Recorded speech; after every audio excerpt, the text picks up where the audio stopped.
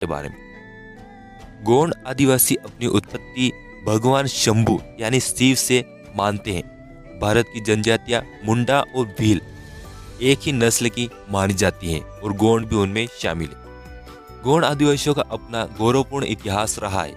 वर्तमान मध्य प्रदेश के एक बड़े हिस्से पर गोंडों ने सफलतापूर्वक शासन किया। वर्तमान छत्तीसगढ़, विंध्याचल, बुंदेलखंड और बघेलखंड के अधिकांश क्षेत्रों पर 18वीं सदी तक गोंडों का शासन रहा। 12वीं से 18वीं सदी तक गोंडों ने सफल शासन किया था। गढ़ा मंडला में जदुराई नामक गोंड राजा ने गोंडवाना का शासन स्थापित किया था। गोंडों में सबसे प्रतापी गोंड शासक संग्राम शाह और दलपत शाह थे। संग्राम शाह एक प्रतापी शासक थे जिन्होंने 52 किले जीते थे। जब उन्होंने 52 किले जीत लिए तब नरसिंहपुर का चौरागढ़ किला उन्होंने बनवाया था। उनके पुत्र दलपत शाह थे।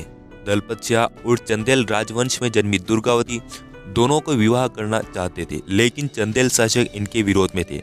तब संग्राम शाह व दलपत शाह ने चंदेलों के विरुद्ध युद्ध किया और चंदेलों को हरा दिया।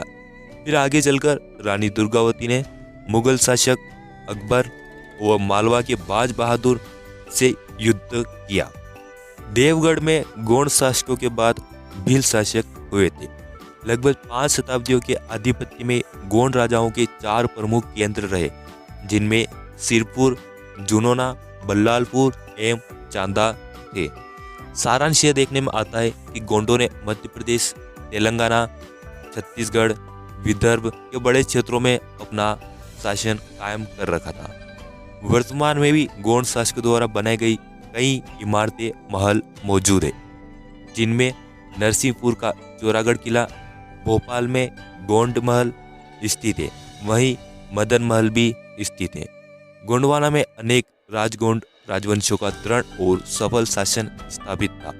इन शासकों ने बहुत से दृढ़ दुर्ग, तालाब तथा स्मारक बनवाए और सफल शासकीय नीति तथा दक्षता का परिचय दिया।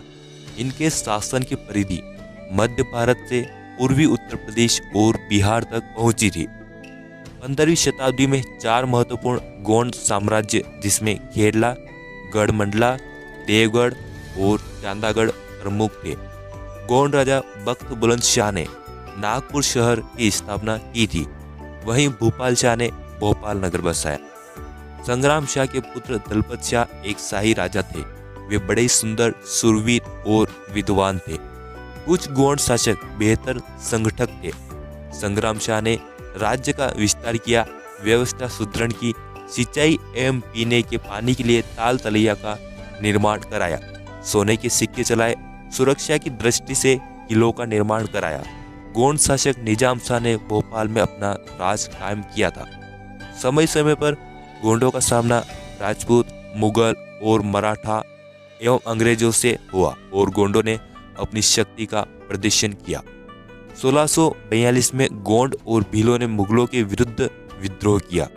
जब ब्रिटिशों ने गोंडों को अपने कब्जे में लेने की ठानी, तब गोंडों ने ब्रिटिशों को मुंह तोड़ जवाब दिया। गोंड वंश के राजा शंकर शाह व उनके पुत्र रघुनाथ शाह ने 1857 की प्रथम क्रांति में अपने जीवन का बलिदान देकर भारत एवं गोंडों का आत्मसम्मान बनाए रखा। राजा भभूत सिंह ने पंचमढ़ी क्षेत्र में प्रमुख रूप से अंग्रेजों के खिलाफ कार्य किया। दरअसल गोंडों का इतिहास बेहद गौरवशाली रहा है। यदि आप